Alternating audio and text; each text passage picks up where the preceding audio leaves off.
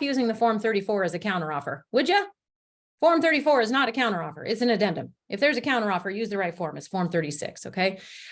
So in that example, Corrine would prepare a Form 36 and say stainless refrigerator in the kitchen is excluded, okay? Or if the buyer knows the seller is going to keep that, the seller could exclude that. I don't think I have a 22D in here because I don't think anything changed. But the buyer could make the offer excluding that stainless refrigerator in the kitchen right on the Form 22D optional clauses. I believe it's paragraph 10, excluded items. Okay, makes sense. So now these appliances are all pluralized. If the box is checked, seller, you got to leave them all. And if you're going to take one of them, especially refrigerators, right? That's the one that I think is going to come up most commonly. You're going to have to go ahead and exclude that. Okay. Specific term number 5 has also been revised to include this little guy, attached cameras as a checkbox item. Think Ring doorbells, right? So if the buyer sees that attached camera and they want it and they check that box, seller, you're agreeing to leave that Ring doorbell. Okay. Now, General Provision C has been updated to include that additional included items would also include all associated operating remote controls and access permissions. So if I've checked, say, that Ring doorbell and the seller's agreed to leave that, seller, you got to give me the access permissions. That's part of what you would be agreeing to leave. Okay. Next significant change under earnest money. Remember before we used to check a box if it was a check or a wire, other, that's gone. You no longer will check a box what form that earnest money will take. So you will only write in how much the earnest money is, the delivery by date, how many days after mutual acceptance does the buyer need to get that earnest money delivered, and who is holding it, either the buyer brokerage or the closing agent. Okay. You could still check a promissory note if the earnest money is going to be in the form of a promissory note, but we no longer care if the buyer is writing a check or sending a wire using the title company app, right? The only thing we care about is how much, who's holding it, and how long does the buyer have to get it delivered. And please remember that delivery date is a received by date. That money, in whatever format the buyer is going to send it, has to be received by the ultimate holder, the buyer brokerage firm or the closing agent, by that date. There's no mailbox rule. Well, it was postmarked by day 3 after mutual acceptance. Late. Okay. Has to be received by the closing agent by that date. Okay. General Provision B has been updated to include this provision. This used to be 500. Now, if the holder of earnest money files an interpleader action, they can now deduct up to 750. So not 500, but deduct up to 750 for the cost of that interpleader. Okay. The next significant change is this guy here, information verification period. This used to be a boilerplate timeline of 10 days in the information verification paragraph. Paragraph W, this used to just say buyer has 10 days to do this, right? By the way, the default is still 10 days. So if you leave the blank on page 1 blank, buyer has the time period set forth, but 10 days after mutual acceptance, if not filled in, okay? And this period is the time period that the buyer has to go out and verify the information that was given to them by virtue of the listing. It could be the listing itself, information delivered by the listing broker, by the seller, et cetera. Why? Why did we move this up to page 1? Why is this a negotiable term? Well, all the really crazy business practices in an abundant market happen on the other side of the mountains, right? We know this. But the crazy thing that was happening on the other side of the mountains, I certainly didn't see it happening over here, were brokers crossing off the information verification period in an effort to minimize contingencies for the buyer's offer, right? So they were just crossing off the whole paragraph. Well, the information verification period, that provision is meant to protect not only the buyer who should go out and verify that information, but also to protect the seller, right? The seller wants to give the buyer that time to go out and verify that the school district I told you it was in is in fact in that school district, or whatever other information the buyer might need to verify. Because if it isn't, buyer, I would want you to walk now and not come after me later and say, wow, that information was incorrect. So because of that bad practice of simply crossing off the information verification period, the solution determined at the statewide forms task force level is let's give the parties an opportunity to tighten down the timeline, or even for a buyer to say, yeah, that period is satisfied or waived. We're not just getting rid of the provision. We're just saying, I've satisfied myself. I understand I had that time negotiated, could have negotiated time to verify that information, but I'm telling you, I've satisfied or waived that. Here's what I'm doing. Here's what I suggest. I'm going to set that to be run parallel with the inspection period. If I've got a 10-day inspection period, I'm probably going to set that information verification period for 10 days. If I've got a 7-day inspection period, I'll probably set that information verification period also for 7 days. So I just think it probably makes sense that those two things run parallel. Okay, let's see here. Again, buyers verifying information contained in listings, flyers, advertising, marketing materials, etc. Parties can now negotiate. Okay, what does the buyer get to complain about during this information verification period? If the buyer discovers a materially inaccurate piece of information, that is the standard, okay? Buyer has time to review all the information. It's deemed satisfied unless the buyer gives notice identifying materially inaccurate information within that time period, okay? Then the buyer may elect to timely give notice, elect to terminate, and receive a refund of earnest money. New form, here's your first new form, 90Z is the form that will be used by the buyer in that example if they want to give that notice. So I'll give this example. I once worked with a buyer who said, I have 2 requirements for a home and has to have at least 2 bedrooms, and it has to be in the Ferris High School school district because his son had been practicing with the Ferris football team that week, and he really wanted to go play for the Ferris football team. So I found him a house. It was listed in the MLS as being in the Ferris school district. I pulled up the, I had a paper map that the district used to give out. It looked like it was in Ferris. I even went online, and the Spokane School District 81 map showed that that particular property was in the Ferris school district. Monday morning, we sold it over the weekend. I called the school district and I said, I just want to confirm that this address still feeds to Ferris. And they said, oh, interesting. We had a redistricting this past summer, and actually that little neighborhood has been carved out and it will now go to Lewis and Clark High School. I said, well, surely my buyer could choice his son into Ferris. And he said, well, sure, they could, but they cannot play varsity sports for 1 year. Is that materially inaccurate for my buyer? Yeah. Would that be materially inaccurate information for someone who doesn't have school-age kids? Probably not. So point that I want you to take away from that is when the buyer fills out the form 90Z, buyer's notice of termination via the verification period, the buyer now has to give notice of that materially inaccurate information, and that will be a subjective standard. That will be a subjective standard, because what is materially inaccurate to one buyer may not be materially inaccurate to another one. And Christy, you're spot on. School districts are very often redefining school boundaries, right? And so that's something that could be materially inaccurate for any number of our buyers. Okay. All right. The other changes to the purchase and sale include general term F, the closing and possession paragraph. There is a clarification that when the seller is to turn over possession of the property, they will deliver keys, garage door remotes, and access codes. So there it is again. Access codes are not only an included item, but they are to be delivered when the seller is to transfer possession, okay? Now, you know, some of the stuff makes it into these forms because some bad actors out there didn't do it, right? Seller left the Ring doorbell, but said, I didn't want to leave the Ring doorbell, so I'm just not going to give them the access codes. Ha, ha, ha. Yeah, no, seller, you need to leave those access codes, okay?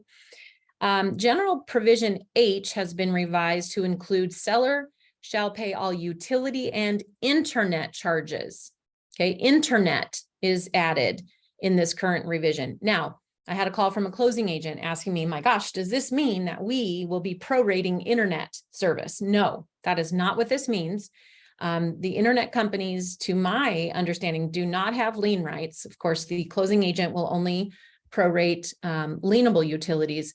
But what has been happening across the state are some internet service providers will not set up service for the new owner until the old bill is paid, and some sellers have fallen behind, right? So what this will allow is, if this, first of all, it tells the seller you need to pay utility and internet charges. But if you don't, and buyer, if I don't, let's say I'm the seller and I don't pay internet charges for a few months, so there's $1,000 of internet charges there. Buyer moves in, wants to set up internet, and this provider says, sure, we'll set up internet, but you need to pay that back bill. If the buyer pays it, the buyer now has recourse to take me to small claims court and say, you signed a purchase and sale where you agreed to pay your internet charges. Okay, so it's not that the closing agent's going to prorate those. It's an instruction that the seller, you will pay them. And if you don't now, maybe the buyer has recourse to go after the seller if they have to pay that back bill.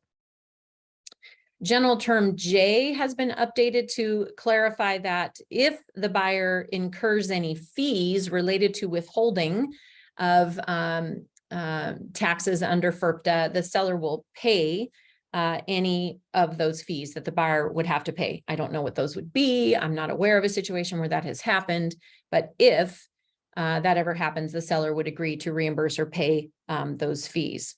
Okay. General term X has been revised to include a disclaimer that the buyer has advisory language that the buyer should investigate the property and that it is suitable for their intended use, right? Right here at line 238, buyers advised to investigate whether it's suitable for the buyer's intended use. Hey, I want to buy this property because I intend to run a daycare out of this home, but the CC&Rs don't allow an in-home business, right? Hey, buyer advisory, you should research. Make sure you can use this property for what you want to use it for. So that's just an additional advisory. And then there is the addition of the fair housing boilerplate language, a little oopsie. They realized they neglected to add the word religion here. That's a big oopsie. That's going to be fixed. Not a major forms revision, but sometime before the next major forms revision, that word will be added. But there is a new paragraph there regarding fair housing. Okay, those are the changes to Form 21 and the other purchase and sale agreements. So let's hop on now to the financing addendum, Form 22A and related forms. So significant addition is this new checkbox, down payment program. Prior to this forms revision, it was a little bit of the wild, wild west. Did a buyer have to disclose the down payment program? By the way, the answer to that is yes. Where did it go? Did it go here under other? Did it go on 22EF? I literally heard in a class a lender saying, no, as long as the buyer's been approved for it, you don't have to disclose it anywhere. Now I think it should be really fundamentally clear that if the buyer is relying on a down payment program and they want to make their offer contingent on receiving those funds, they need to check this box. This would be like the Washington State Bond Program, house key, that sort of thing, okay? If, let's just say my buyer is getting an FHA loan and I'm not sure what Deborah's asking on that one. What is the general term change after general term H? I think that's the internet charge. That's clarifying the seller has to pay the internet charges. So if my buyer's getting FHA financing and the down payment program, what's the amount that we put here where it says, in addition to the loans, buyer shall make a down payment in the amount of blank? Well, the answer is nothing. You would either put in 0, or if you prefer, you would leave it blank. Because if the buyer is getting their down payment from a down payment program, the buyer is not making any down payment of their own. Okay, so so you would not fill in anything on line 10 where there is the down payment. Now, if the buyer simply wants to disclose that they are receiving down payment funds from the down payment program, but they don't want to make it contingent upon that. Maybe, again, they're trying to minimize contingencies. The other appropriate place to do that is on Form 22EF, Evidence of Funds, paragraph 3, where the buyer could disclose that contingent source of funds. It's the down payment program, okay? Keep in mind, when you disclose a contingent source of funds in paragraph 3 of Form 22EF, it is simply that. It is a disclosure. And in fact, that form goes on to say that if the buyer does not receive those contingent funds, they're in default. So the seller would get to keep earnest money if, in fact, the buyer does not get those funds. So again, that's a conversation between the buyer's agent and the buyer. Are you concerned at all if you don't get the down payment funds, the bond program dries up, the money's not available to you? If you're concerned at all that if you don't get those funds, you want out and you want your earnest money back, we need to include it in the 22A financing contingency addendum. If you have zero concern or you're willing to forfeit your earnest money, if you don't, and you want to minimize contingency, then we can deal with it as a disclosure, not a contingency, and put it on the Form 22EF, okay? All right, the loan cost provision at the top of page 3 has been clarified with this sentence that the buyer's waiver of financing shall not change the party's obligations under this paragraph. So let's say I've agreed to pay 3% of the buyer's closing costs. And let's say that under paragraph 2A, I gave the buyer the notice to perform at day 21, and the buyer, not wanting to lose the deal, went ahead and waived the contingency. Well, as you can only imagine, we had sellers out there that said, perfect, buyer, since you waived the financing contingency, you've waived your right to have me pay 3% of your buyer closing costs. Really, seller? Really? No. But apparently we have to clarify this. Buyer's waiver of the financing contingency shall not change the party's obligations. Seller, if you agree to pay the 3%, you're paying the 3%, even if the buyer waives the financing contingency. So we did just clarify that, okay? All right, moving on to paragraph 5, the low appraisal provision has been revised to include this new paragraph D that starts at line 95, which talks about the appraisal inspections, and most importantly, what's been added is the work orders. So I'm going to address Jessica's question here. So if the buyer is declined for loan because of the down payment assistance program dried up or whatnot, and the box is checked on 22A, I am saying no. If it's checked on 22A, it's part of their financing contingency, okay? So if the buyer has checked down payment assistance, this agreement is contingent on the buyer obtaining the following type of loans, FHA and the down payment program, okay? What I'm saying is if the buyer chooses to disclose the down payment on the 22EF and does not include it in the financing contingency and thereafter doesn't get the money, that's when they would forfeit earnest money, because that is simply a disclosure. It is not a contingency. Clear? Cool. All right, so back to our appraisal paragraph here. So this has not changed.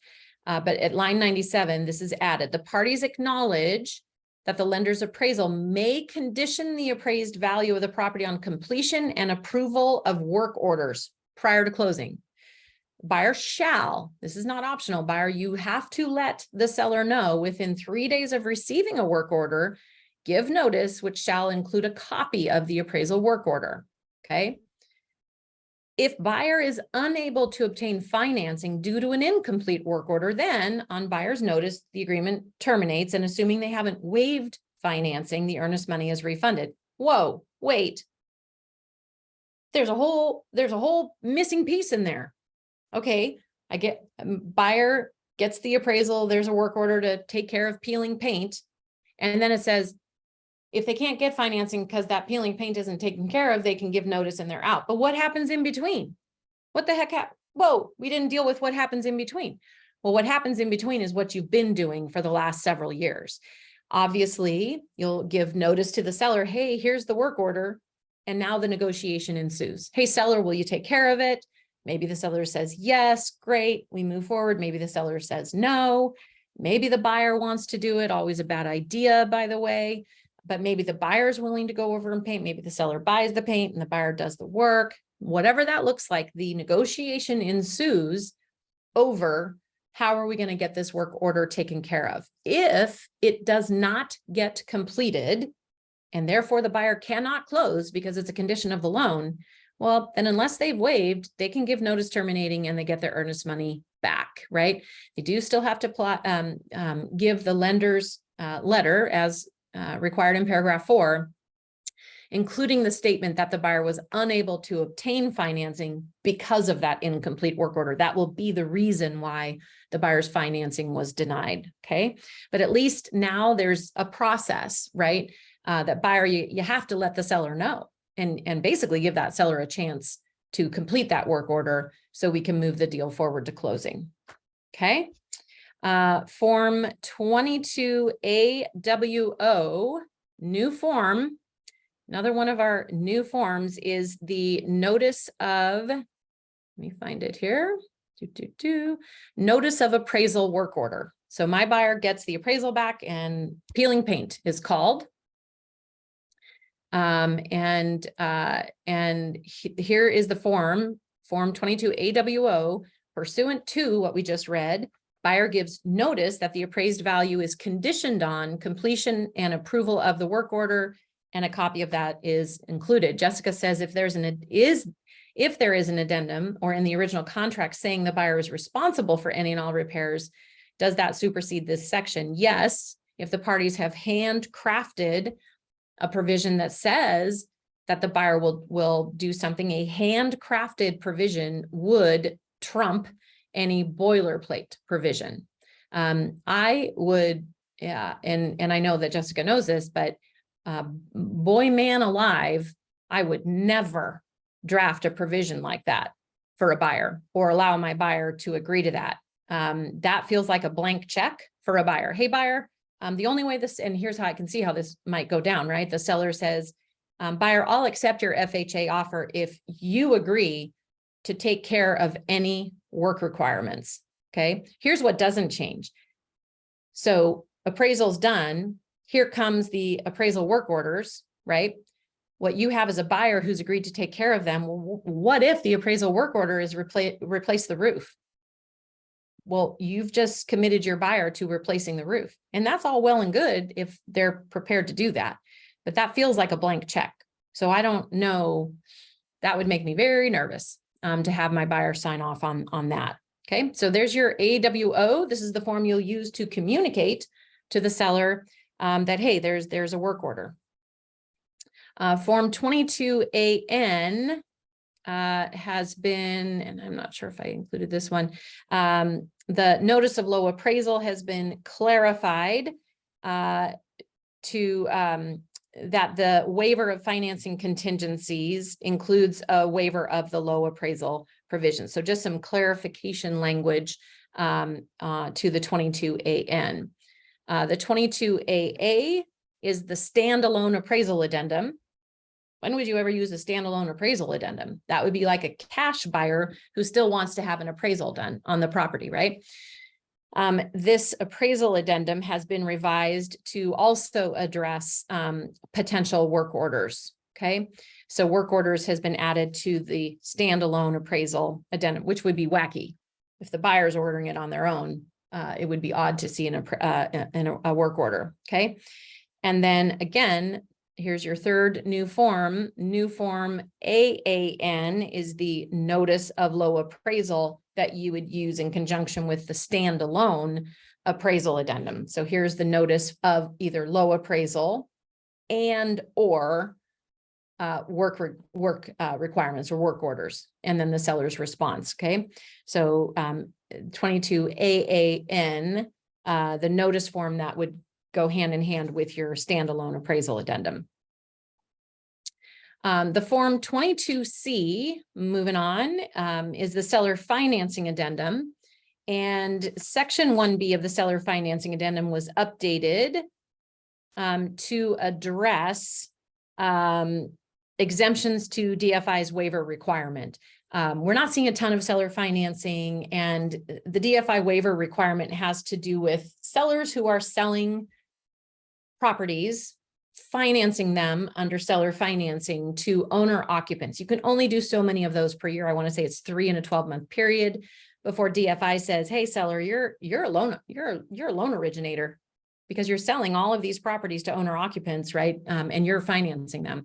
If you sell so many within a 12-month period, and again, I think it's 3, you either have to become licensed as a loan originator or apply for the DFI waiver. So there's just some clarification to this paragraph about what that all is about, the DFI waiver, okay? Also, section 1C is a new section requiring the seller to provide the buyer with a disclosure of the material terms, kind of like Reg Z, right? Of what the cost of that seller financing is going to look like. All right, that takes us to Form 22B, and the second place that you could make a very costly deposit into your real estate education form.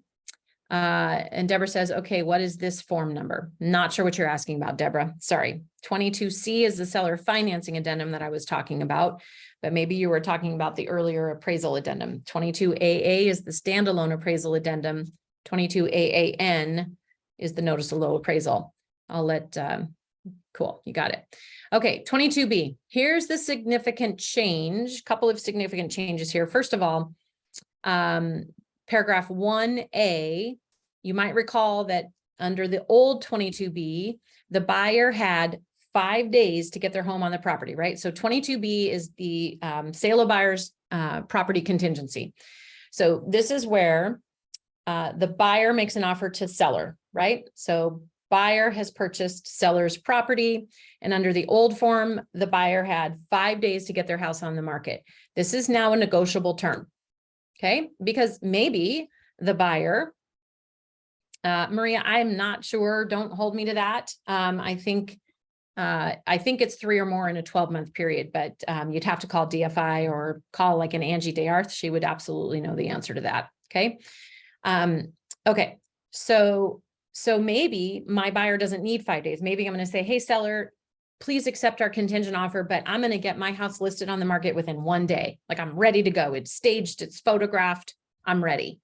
Okay. Maybe I only need 2 days, but maybe I need more. Hey, seller, I need 10 days because I found your house and I love it and I want to buy it, but I need 10 days to get my house ready for the market.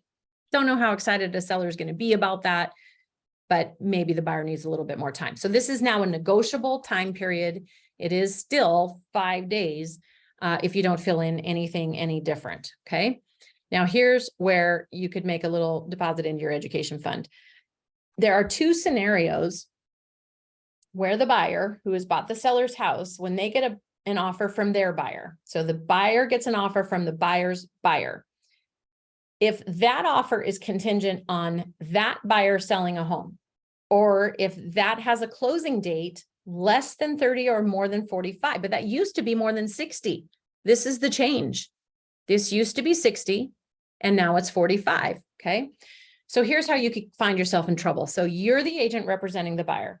Seller has accepted your buyer's 22B contingent offer. So you get their house on the market, everything's going along smoothly. Here comes an offer, and the buyer's offer has a closing date out 50 days. And you're operating under the old forms and you're thinking, I don't need the seller's consent to accept that buyer's offer because it's within the 30 to 60 days. That's what it used to be. And so you have your buyer accept that offer. Well, upon satisfaction of the contingency, the buyer now has to send to the seller a 90K complete that I've satisfied the contingency, along with a complete copy of the offer. So buyer has accepted an offer to buyer's buyer that violates this because it used to be 60, but now it's 45 and they accepted a 50-day closing. So the seller says, you're out, and terminates. That's their right. So now the seller's house is gone. The buyer has sold to the buyer's buyer. They don't want to lose that deal, subject to a lawsuit. So the buyer is going to be homeless. your client is going to be homeless, okay? You have to know when you're representing that 22B buyer that, hey, when we get an offer, that closing has to be in that 30 to 45 day window. If it's less than 30 or more than 45, we have to go get the seller's consent. We're going to have to get the seller's consent before we accept that offer, okay? And so that's going to put your buyer in a really uncomfortable position if you don't navigate that for them, okay? All right, so the additional changes in this form include the addition of reference to all of these 90K forms that you will use to navigate this contingency. Annie Fitzsimmons, legal hotline attorney, she did a really great video, and maybe it's a couple of videos on navigating the sale of buyer's contingency addendum. I would highly recommend, because I think we're seeing more of these in our market, that you go to YouTube and you search Washington Realtor Legal Hotline or Washington Realtor 22B contingency and watch the video series. But one of the points she made in that series is that this 22B contingency is the most complex contingency that you will work with in your forms career, right? And it is. It's very complex. You've got the buyer wants to buy a house, the seller wants to sell it, but the buyer can't because they have something else to sell. We've got some diametrically opposed positions here. So it gets very, very complex, right? So we've tried to simplify it because we have all of these forms, 90K, 90L, all of these forms that help you navigate the complexity of this contingency. And so we've inserted them throughout this form. So as you go back and reference this form, it helps you to navigate that. Okay. What else? Related forms. The bump form 46 has been revised. So this is the notice that the bump response form. So when the seller gets another offer from another buyer, what I call the bump buyer offer, and gives notice to the buyer, hey, I've received another offer. They give that on form 44. That's the bump notice. And the buyer, contingent buyer, will reply with a bump response. And this has been changed to consistent with the changes to form 22B to bring that 30 to 45 day instead of the 30 to 60. Also, again, noting the different forms that you should use to give proper notices. Okay, and the two forms that you will use are form 90K, which is the contingency property notice that has been reformatted and clarified. That form has also been updated to include a provision if the buyers accepts an offer from the buyer's buyer that in fact is not approved by the seller in one of those two scenarios, right? It's contingent on the buyer selling their house, or the closing is outside of that 30 to 45 day window. This is the form 90K that the seller would use to say to the buyer, you're out. You didn't get my consent before you accepted that offer and I'm terminating. So that has been added to that form. 90L is the form the buyer would use to get the seller's consent to a second sale or to a closing outside of that 30 to 45 day window. And that has been reformatted and clarified. And then the other form with regard to all of these that has been revised is form 39. So when I, the seller, have accepted the contingent offer, and I see the question, I'll get to you in just a second, Mary. And then here comes my bump buyer, my second buyer. Do not accept that with a backup addendum. It's not a backup offer.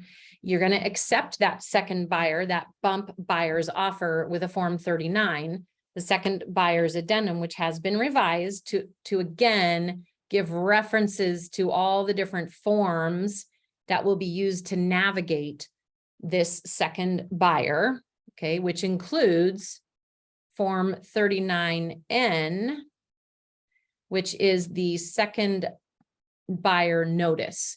So seller, I've accepted the bump the 22B contingent buyer, they're off trying to market their home. And here comes my second buyer.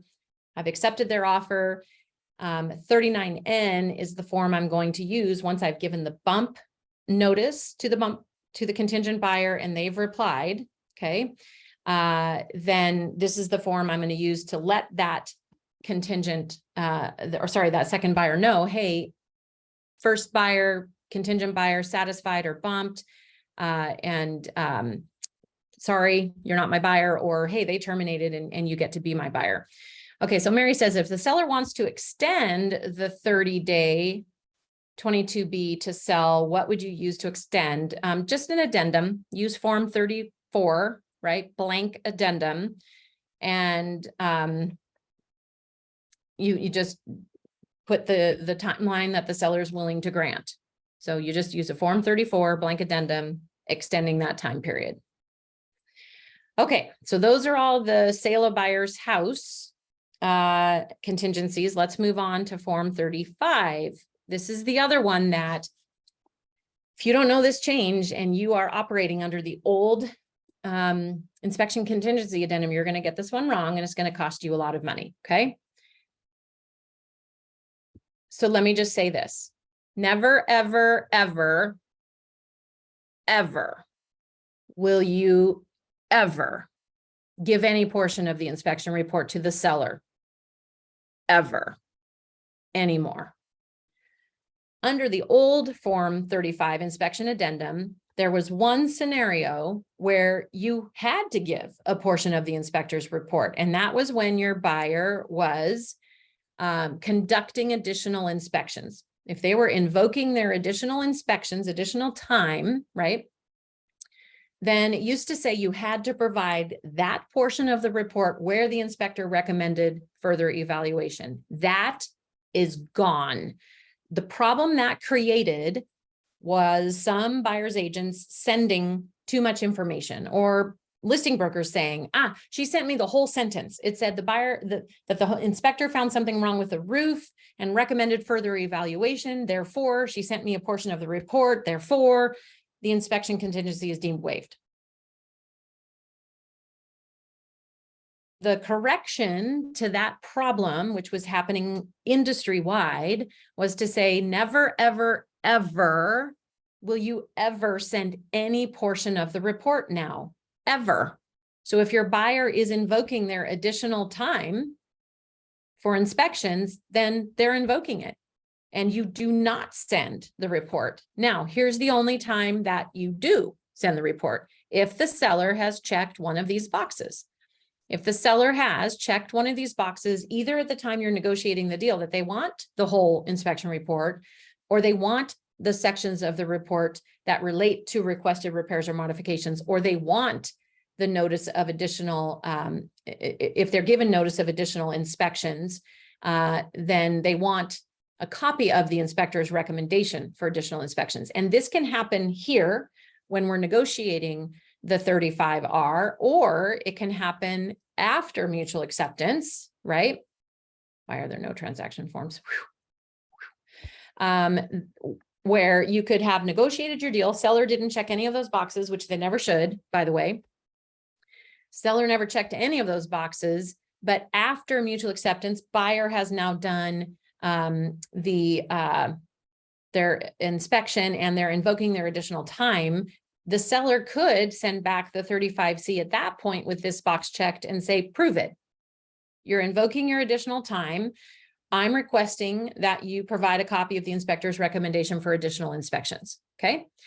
So you never ever send any inspection report or any portion of the report ever, unless the seller has requested it either in the 35 or after the fact in a 35C, in which case, by the way, buyer, you have to provide it. You've agreed to provide it as part of the inspection contingency. But, and Annie was pretty clear about this, but listing brokers, sellers, why would you?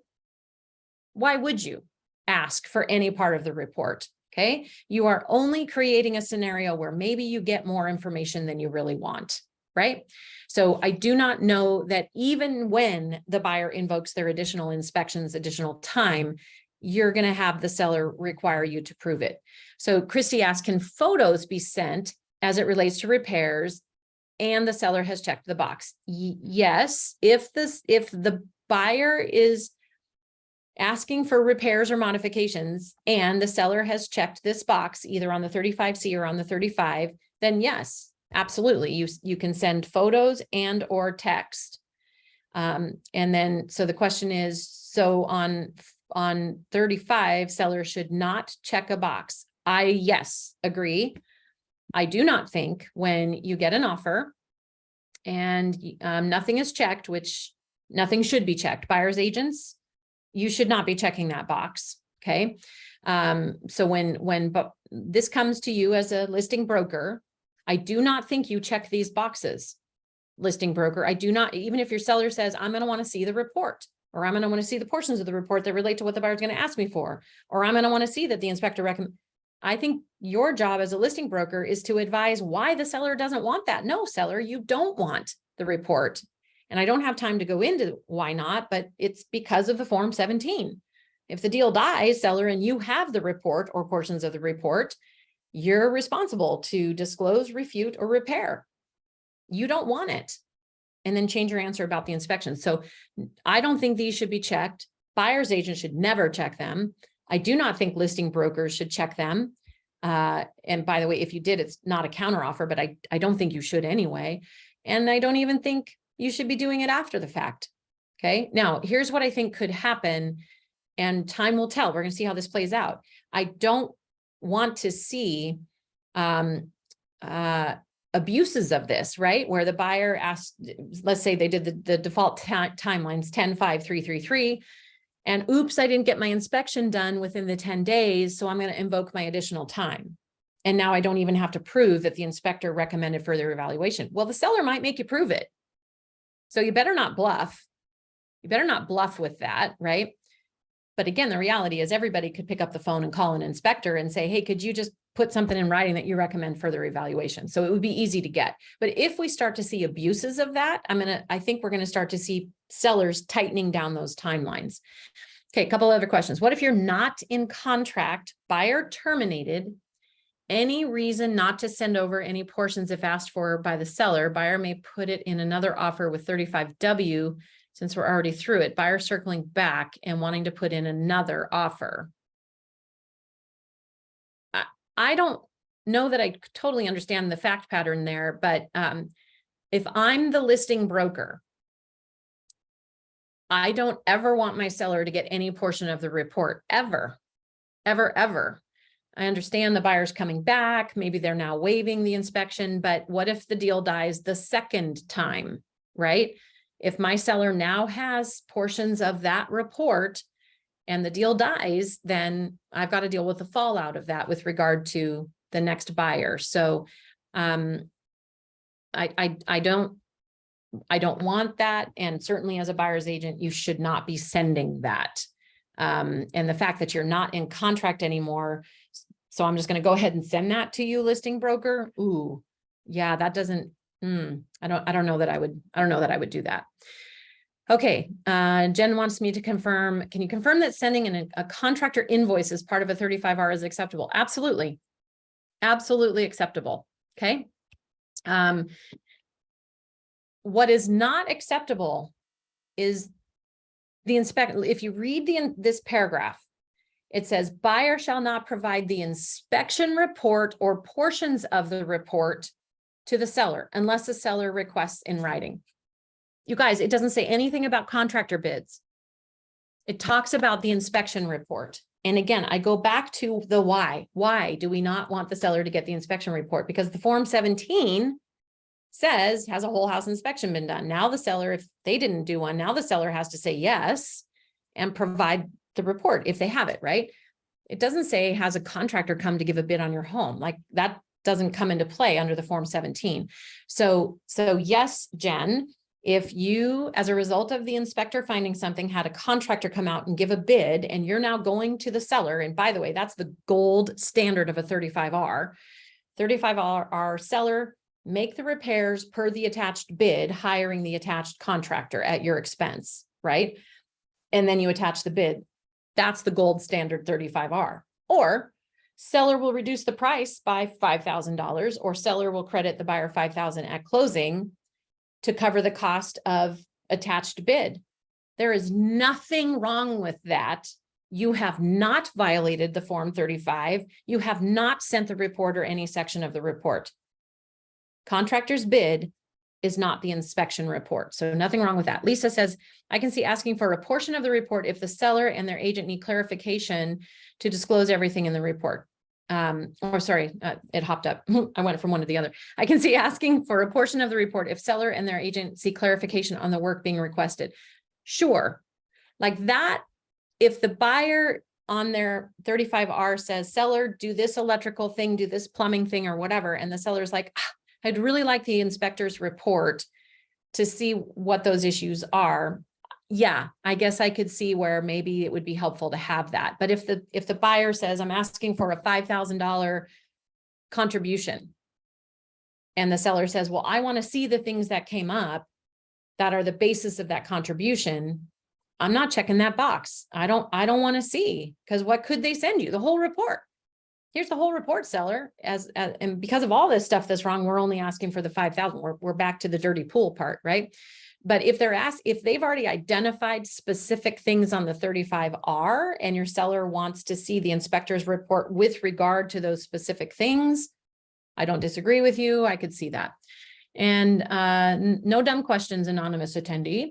A seller then shouldn't ever get a pre-inspection unless they disclose everything in the report, correct? That is absolutely correct. And many of you know, all of you know, I'm married to a home inspector. You would think I'd be all about the pre-inspection, because that puts food on my family's table, right? I'm not a fan.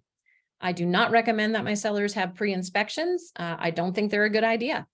Because seller, for just that reason, anonymous attendee, for just that reason, if your seller has done a pre-listing inspection, they now have to disclose, refute, or repair.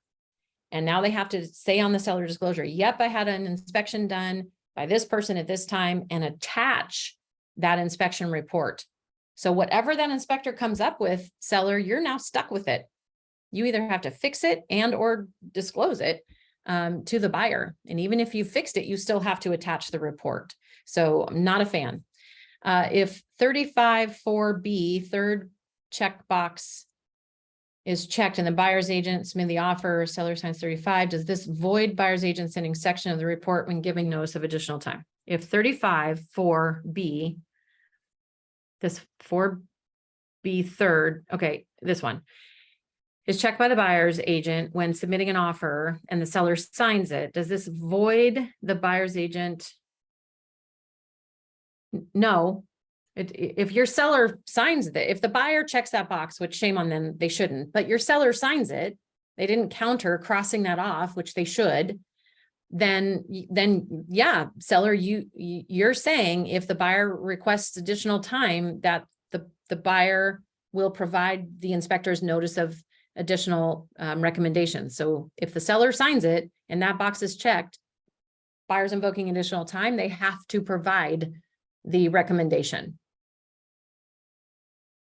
Okay, I think that's all the questions. All right, moving on. So I think we covered that. Additional time. So again, I just want to note, and so this is the part that there's an honor system in our business here, but this has not changed. Under additional time, if an inspector so recommends, buyer shall have additional time to obtain further evaluation of any item by a specialist. The additional time is for additional. It is not meant to tack on because you couldn't get your initial home inspection done timely. It is additional time if the inspector recommends further evaluation of something. So just because you don't have to provide the documentation of that anymore doesn't mean that that isn't still, in fact, the basis of any additional time. Okay. Okay. Related inspection forms. We now have a new form. Sorry. So just before I leave that. So why could this be dangerous? Because if you're operating under the old form, and you provide the notice of additional time, okay, paragraph 5, and you go ahead and send over that snippet from the home inspector's report, and this box is not checked, your buyer has waived the inspection contingency, okay? That part is clear, okay? Buyer shall not provide unless it's asked for. If buyer provides any portion of the report without consent, the contingency shall be conclusively deemed waived. So if you don't know that you're not supposed to send that little snippet anymore, and you inadvertently do, your buyer will be conclusively deemed waived this inspection contingency, and they cannot ask the seller to make any repairs. Or if they do and then they walk, they're going to lose their earnest money. Okay. And that's going to be your deposit in the real estate education fund, because you're the one that sent that snippet from the home inspector's report when the buyer shouldn't be doing it anymore under the revised form. Okay. So again, related forms are, we have a new sewer inspection form. So maybe you have a buyer who is waiving the home inspection 35W, but they still want to have the sewer inspection. Okay, so new form 22SI allows the buyer to conduct a sewer inspection without also having to include the inspection addendum. But note, the buyer has the right to check that box on form 35. So you don't need to add this if you're using a form 35 where you're checking the box, the buyer, shall have the sewer scoped. Okay. Feasibility contingency addendum 35F has been reformatted for easier use. Let me see if I've got that one. And the feasibility contingency has been increased from 10 to 20 days. So the feasibility used to be default was 10 days, and that's been increased to 20. And paragraph 3, which is the property access. So this is now 20 days instead of 10. And the property access now also includes a requirement that the seller will cooperate in any permits that the buyer might have to pull to do their feasibility. Okay. Similar to inspection addendum form 35, the pre-inspection agreement 35P was revised to require the buyer to provide the inspection report to the seller if requested by the seller. So seller, or buyer, you don't have the right, if the seller requests the report or any portion of the report, to say, nah, I'm not giving it to you. No, if it's requested and you've signed these forms, you've agreed to give that. The well addendum 35R has been 35R, 22R, sorry. 22R has been revised to create 2 separate contingencies. So this is the standalone well contingency, and there's 2 separate contingencies on the form now, one for water quantity and one for water quality. Okay, the standalone well addendum, and please take Jim Palmer Jr.'s well land and acreage training if you haven't. The standalone 22R well form says that it's, as far as well quality, it's contingent on buyer's approval of inspection, which is basically whatever they want to inspect for. The 22 LNA, and this will change in the next revision, I just didn't catch it timely enough, but the 22 LNA still speaks to it just passing the county regulations. Okay. So county regs for water quality are coliform and bacteria. That's it. If your buyer also wants to test for lead and nitrates and uranium and other compounds that could be in the water that they don't want, you need to use your text box and write that in to the 22 LNA, or you need to include the 22R. Use this for your well provisions. Okay. Because again, the 22 LNA speaks to the well quality simply passing county regulations. Okay.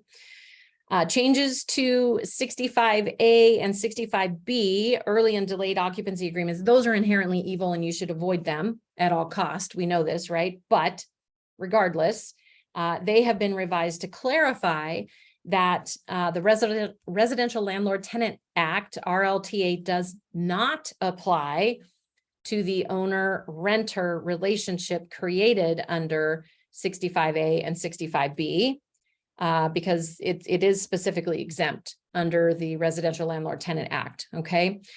Similarly, both forms have been tweaked to provide, and so we actually talk about buyer, renter, seller, owner, okay? So with regard to occupancy prior to or occupancy after, it's exempt from the Residential Landlord-Tenant Act. We've added a time period for the occupancy, for possession, as well as termination. At what time? Desda's asking, would it apply to other leases besides the 65? No, I think the exemption from the Residential Landlord-Tenant Act is only in our early and delayed possession scenarios. And I also want to be clear that with regard to the delayed possession, the 65B, it's still inherently evil. You still shouldn't be doing it. But now, because of House Bill 1070, which was effective a couple of days ago, so yay, right?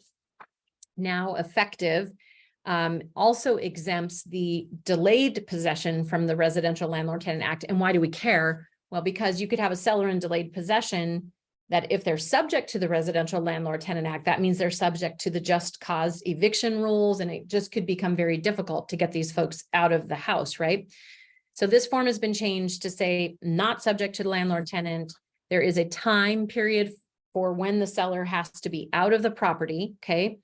But keep in mind that it is exempt from the Residential Landlord-Tenant Act if the following requirements are satisfied. The seller does not occupy it for more than 3 months, okay? That the property was not a distressed home and there's no rent being paid after 3 months, okay? So there's some things that go along with that, okay, that have to be in place. If you're going to do a delayed occupancy to a seller for 4 months, all bets are off. That is now subject to the Residential Landlord-Tenant Act, and you could have difficulties evicting that seller if they don't get out at the end of the 4 months. So DESDA says, so we are drafting the lease between the owner and the buyer who are now landlord-tenant with these forms only. That is correct. Correct. So we are helping the parties execute this rental agreement. I don't even think they go so far as to call it a lease. And DESDA, gosh, you should be teaching this part of it, right? You know way more about this lease stuff than I do, but this is a rental agreement. This is a rental agreement. It is not a lease. It's an agreement for the seller to stay in the property post-closing, okay? Subject to, and that it is exempt from the Landlord-Tenant Act as long as they're not there for more than 3 months. The buyer doesn't accept any rent payment after 3 months. It's not a distressed home, and the seller was represented by an attorney or a broker. Like, it has to meet those 3 things for it to be exempt. Okay. Okay. So it's effective now, so we can start using this. All good. There's also simplification of the attorney's fees provision in both forms. Okay, the lease rental agreement form 68 has been revised. I'm just going to tell you the truth. I don't think the lease agreement is a good one. It can be used in a pinch, but if you're involved in any kind of leasing, property management, first of all, you have to have your designated broker's authority to do that. But if you're going to be involved in property management, you need to join the appropriate property management groups that have way better forms than Northwest MLS. Northwest MLS doesn't purport to be a property management organization. And so I don't think the lease agreements are really all that great. Okay, last couple minutes, hang in there with me for just a couple more minutes, because the other slight revisions to forms include, for instance, on the 22J, on the lead-based paint, clarifying that the buyer's initials are required at the top of page 2. I think it used to say something like, buyer has received the above documents. And so people were not having their buyer clients initial this, right? Because they were like, well, the seller said they had no reports. So I'm not going to have my client initial this because they got no reports. Clarifying, buyer has received the above seller's disclosure and documents, if any. So please, please, please have your buyers initial both spots every time, okay? The land and acreage addendum has been revised to update the default timelines for the contingencies on page 2. I agree, Desda. I thought that was one of our better changes, to be honest. The default timeline for these contingencies on the land and acreage went from 10 to 20. And there's also an acknowledgement of transfer of water rights and created a new contingency for review of crops and land leases. Kathy, hold that thought. I'm going to bust through the rest of these, and then I promise I will stay on and answer your question. The title contingency has been tweaked ever so slightly to say that preliminary commitment provided by the seller need not include the buyer's name. So if you have the buyer having 5 days, either from date of receipt or mutual acceptance, to give their notice of disapproval, okay, then it's from when they receive that prelim, whether it has their name on it or not. So if the seller ordered a prelim at the time of title and they've got the prelim and they provide it day after mutual acceptance, that's going to trigger the timeline. It's not when the buyer's name gets added to that title. The resale certificates, Form 27 and 27 CIC, they removed the penalty of perjury language from the signature blocks. That's good. That was just antiquated. The compensation disbursement form modernized. They just did a little modernization of that form, adding total seller funded compensation. And then finally, the buyer brokerage compensation form, which we might be using more and more. This is 41C. So we're on page 1 of the purchase and sale. You're not doing pay as offered, but see addendum. This is what we're talking about, 41C. If the buyer broker is taking less than what is being offered, it used to say that that less than is reflected in the purchase price. They dropped that because maybe it's not reflected in the purchase price. Maybe the buyer didn't drop the purchase price. They left the purchase price the same, but seller, you're paying my broker less. So it's just a benefit to you, like in a competing offer situation. So that sentence was dropped.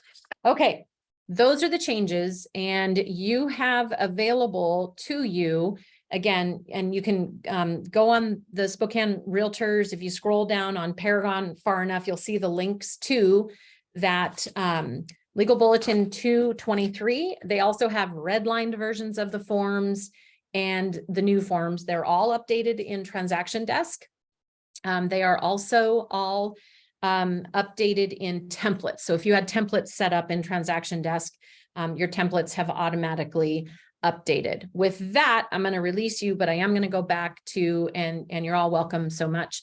But let me go to Kathy's question regarding inspection. If the seller has requested a portion of the report, those portions need to be added to the Form 17 if it goes back on the market. Yes, because the question on the Form 17 is, has a whole house inspection been done? Now the seller has to say yes. If so, when? July 24th by pillar to post. And then it's a yes question. So you have to attach any and all documentation you have about that. So whatever you got from that buyer, you would need to attach, whether it's the whole report or the sections of the report. You're welcome, Jane. Okay, any other questions? All the forms are, zip forms. Does anybody use zip forms? Corrine, do you use zip forms? You don't. Kathy, that I'm not sure about. You would need to honestly just log in and look at your purchase and sale and look for a revision date of 7/23. I would think that it is, but I don't know. And I don't know who's updating zip forms. The other, you could call the association and Tammy or Denise, if you guys are still there. I don't know if you have the answer to that. I am not sure.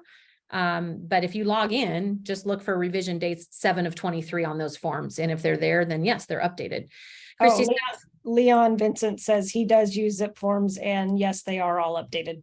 Perfect. There you go. Okay, Christy, I'm still not clear as to why Form 17 cannot be included in an offer. And has to be sent separately. Great question. So the Seller Disclosure Act, and Corrine, if you've got to take off, totally get that. You can. No, I'm good. Okay, the Seller Disclosure Act says very specifically, the Form 17 is not intended to become part of the contract. So just by state statute, that's what the law says, okay? But from a legal practical perspective, the seller's liability under the seller disclosure statement is 3 years. The statute of limitations is 3 years, Christy. But if I take that seller disclosure statement and I incorporate it into all of the other transaction documents, and now basically it just looks like it's part of the contract, right?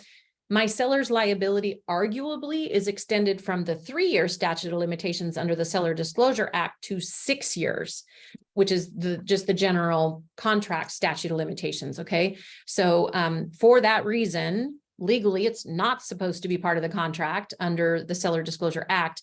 But for that reason, if I don't want you to extend my seller's liability, it should be kept separate. So the gold standard is Form 17 is a separate associated doc. It should be sent to the buyer to sign separately, and it should be sent to the listing broker in a separate email from your offer.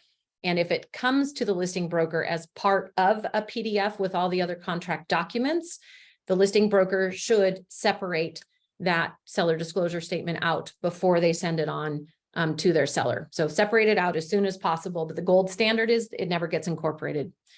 On the financing contingency, can the buyer use down payment program and then have some down payment? And if yes, then what would you put for down payment? Yeah, I guess that's possible, right? So you could have conventional down payment assistance, and then buyer shall pay 5%. And then I would just explain that in a cover email when I send over that offer. Hey, let me tell you about my buyer's offer. They're getting conventional financing. They're getting 5% through a down payment assistance program, but they're also bringing 5% of their own funds, right? And I'm including a Form 22EF where my buyer will give you a bank statement after closing showing that they've got their 5%, maybe their closing costs. So certainly possible. Most of the time, in my experience, when the buyer's using a down payment assistance program, they're not also putting in their own money, but that's certainly possible. Kathy asked, what if it's a separate attachment with the offer? That's the silver standard. Gold standard is totally separate email. At a minimum, it needs to be a separate PDF when you send over the offer, that then I can remove that PDF before I send it off to my seller, but I prefer it as a completely separate email, and that's how I'm going to do it for you. For you, my colleague, listing brokers who I'm writing offers on your listings, I will send it in a separate email, and that's what I would prefer. And we're starting to see that as an offer instruction in listings, right? Buyer's agent shall send seller disclosure statement in a separate email. I think that's just a habit we need to get into. You're welcome. And Sabrina, it looks like Steve Freeman might have his hand raised. Steve, do you have a question? I don't think we can unmute participants in a webinar, Steve. I think you have to type it in the chat. Actually, I can. Oh, okay. Unmute him. Thanks, Denise. Let me find him. Can I do it? I think, allow to talk. I got it. There you go. Hello, Steve. Okay, can you hear me? Yep. Oh, sorry about that. No, I was just wondering if you could have done a quick review of the 22RN, because it's so similar to the 35R. Now, Oh, the well response. yeah, I mean, it's essentially the same thing as the 35R. I think to me, it seems like I'm sure if I missed anything about this. No, it really is. It's and you're right. I'm sorry that I kind of glossed over that, but correct. The 22RN gives the buyer and the seller now the ability to negotiate things that the buyer wants the seller to do. Let's say the buyer has the well tested and it's high in uranium. And so under the new well form 22R, the buyer has the option to say everything's great, I'm moving forward, or terminate, or maybe the buyer's going to request the seller install your uranium filter. I don't even know what that looks like, right? I'm a city mouse. And just like in the inspection contingency thwack, I've hit the ball over into the seller's court for the seller to agree, or maybe the seller's going to offer this or reject it, or, hey, I won't put in that filter, but I'll give you a price break, and then thwack the balls back in the buyer's court to say this. So correct, Form 22RN is the tennis match, the back and forth form that the buyer and seller can use to negotiate well issues that come up as a result of issues with the well. So sorry. And the timeframes for this note for this are the same as a 35R, right? Once the buyer sends a request, the seller has 3 days to respond, and then the buyer reply period is 3 days also. Is that correct? Well, 15, it actually the 22R, and I just ran out of time, but the 22R gives you the timeline. So sellers response 3 days, buyers reply 3 days. So it does look like it's, although the default for having the well tested for quantity and quality, because the issue could be that it's a low producing well, seller. So I want you to put in a holding tank, right? So it could be a quality issue and or a quality issue, but the default is 15 days for the first thwack, right? Versus 10 on the inspection. But the response reply periods are 3. follow the same pattern as the 35R. Okay. 3 and 3, assuming you don't change it. Yep. Now, also, I understand. Do I understand correctly that if the buyer sends over the well inspection report, that doesn't waive the well contingency? I don't think so. There's nothing in here about. No, there's nothing in there. Yeah, not the same. Yeah, not the same. Dave, I appreciate you addressing the Form 17. I would debate that removing Form 17 from the entire PDF still means it's attached. Yeah, I mean, to your point, Dave, I don't like getting an offer with the seller disclosure statement in the PDF. But I asked Annie once in a question, if let's say I get an offer from someone and the seller disclosure statement is in the PDF. So first of all, I can't say I'm not presenting your offer if it's there. I don't have that luxury. The agency law requires me to present all written offers, notices, and communications. So I would have to present it, right? Equally, I asked Annie one time, I said, if I get something, it was with regard to receiving something else. Can I just delete that email and then just call that agent and say, hey, I think I saw an offer come into my inbox, but I thought maybe I saw it had the disclosure, and hey, could you resend it without? And she was like, yeah, nice try. You can't unring the bell, right? So the best you can hope to do is minimize damage to the seller, which would be removing it before the contract is delivered to the seller. So it's not ideal. It's not perfect. But honestly, I'm not aware of any cases where the seller has been taken to task. So I don't disagree with you. It's not a perfect solution. It's an inelegant solution at best, but I still have to present that offer. I'm not at liberty just to not present it. So I'm going to attempt to minimize my seller's exposure by removing it before I send it. Jessica says, is there a form similar to the 22RN for septic? Nope. No, I think a septic is kind of a pass fail. I don't think, Corrine, you're not aware of one, are you? I am not. No. Yeah. So if I was even just pulling up forms to look, and I'm not finding one. So no, I don't believe there is either. Yeah. So if the septic fails, yeah, I think the buyer right to terminate, or you're in no man's land. You just negotiate something, but there's no separate form for that.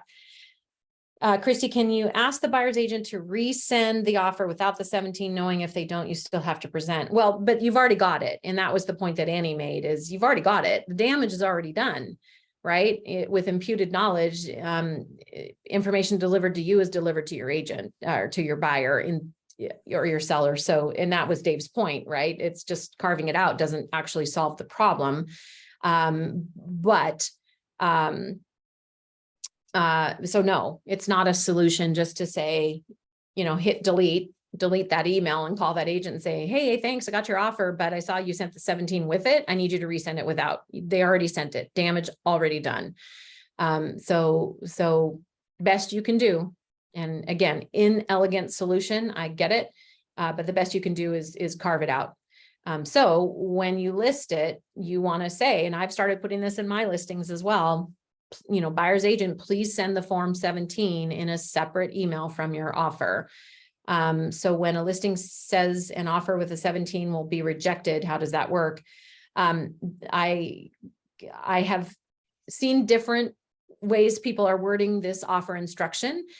Here's what you cannot say. Here's what you cannot, absolutely should not, cannot say. Your offer will not be presented if you send it with the form 17. You will get yourself in hot water with DOL because you cannot say that you're not presenting a written offer. That's a violation of agency law, okay? If you have discussed this issue with your seller and your seller says, I understand the liability, and if a buyer sends the offer, really we know it's the buyer's agent, the buyer's agent sends the buyer's offer with the form 17, I'm going to reject. If that is truly a seller instruction, then yeah, you can say that. I'm probably not going to go that far. I would hope it'll be sufficient to say, just don't send it. Maybe this is explained in the legal bulletin, but if the seller or buyer signs off on a 35 or 35R, does this negate all negotiation on the 25R? No, I think the well negotiation is a separate contingency. I think you have your 35, your inspection contingency, which is a whole house inspection. But I think if you've written a 22R well contingency, it is a separate contingency. That would be my argument. Corinne, you agree? Yeah, and I was going to say, because you and I are both licensed in Idaho, that is the one thing I do like about Idaho is the way they do their primary and their secondary, where that well is clearly identified as its own secondary inspection. Yeah, but I think especially because it's on two different forms, it's two different contingencies. It's not like now, I think if you were doing the well as you didn't have a standalone well contingency, either the 22R or the land and acreage, then absolutely. If you're testing the well as part of your inspection contingency, which you'd have the right to do, right? But it doesn't have all of the good stuff about what you could be testing for, then it does follow the timeline of the 35, but it's its own standalone. Back to Jessica's question, I didn't catch the answer. If buyer declined a loan because their down payment no longer okay. If you use the 22EF to disclose that the buyer's down payment funds are coming from a down payment assistance program, then yes, if they don't get that, then they would lose their earnest money. And let me just show you the 22EF. I just didn't have it in my file or in that transaction, because on the 22EF, it is a disclosure only. Where is it? Not a contingency. And it's confusing because it has the use of the word, it uses the word contingent source of funds. Okay. Dun, dun, dun, dun, dun, dun, So dun. while that's loading, Sabrina, I actually did have a question, and maybe you said it and I just didn't quite catch it. One of the ways I understood Jessica's question was on the 22A, you mark other under paragraph 1 or mark, sorry, not other, because I'm used to other, but you mark that it is a bond loan, whatever that term was on there. Down payment program. Down payment assistance. And then you get the notice of financing waiver and you proceed, but then all of a sudden the bond loan money doesn't come in. You still lose your earnest money, correct? If they waive, If you get the notice of waiver. yeah, because you're waiving the entire 22A. Yeah. Okay, that's what I read the question a little bit differently than I think you read it and maybe answered it. That's why I was clarifying. Gotcha. Yeah. So I read her to say 22A versus 22EF, right? 22, if you disclose the down payment assistance on the 22A, It's part of the financing contingency that if you don't get it, you're out and you get your earnest money back, okay? But if you disclose your down payment assistance here, right? Down payment program here, this is simply a disclosure of contingent funds. And down here it says, if buyer fails to timely close because the contingent funds are not available, the buyer shall be in default and the seller shall be entitled to remedies. So if you put it here on 22EF and the buyer is declined the loan because they don't get their down payment funds through the program, then they're in default. Yes, and they would lose their earnest money. But if it's on the 22A, it's part of the contingency. And unless, as Corrine just said, unless they've waived the contingency, then they would get out and get their earnest money back. Okay, Dave says it will be presented and the seller agrees that attaching the Form 17 is not meeting the terms that are listed in the MLS. Yeah, so again, if that's the seller's true offer instruction is, I'm not accepting any offer that the Form 17 is included with the other transactional paperwork, then that's an offer instruction, not any different than, you know, but just be careful not to say the offer won't be presented. It just, yeah, you got that. Okay. Can you counter buyer's offer removing unwanted forms from the contract? Absolutely. Buyer made an offer with a Form 22B. Seller, I really want to buy your house, but I have a house to sell. The seller could say, well, I would love to sell my house to you, but I'm not going to accept your contingencies. So here's the counter offer. I accept every part of your offer, except I've crossed off the 22B contingency. But that certainly would be a counter offer. But a seller can certainly do that.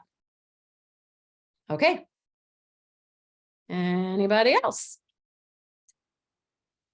Anybody else? Thank you. You're welcome. You're welcome. You're welcome. I think we're it. All right. Good, Great Kathy. questions. Great questions. Good information. Thanks all for hanging in. Thank you, Corrine, for your help today. Thank you all for coming. This was recorded. I guess I was supposed to maybe say that at the beginning. Does it pop up? Everybody knew they were being recorded. So this was recorded. Certainly, it's going to be made available through Spokane Realtors and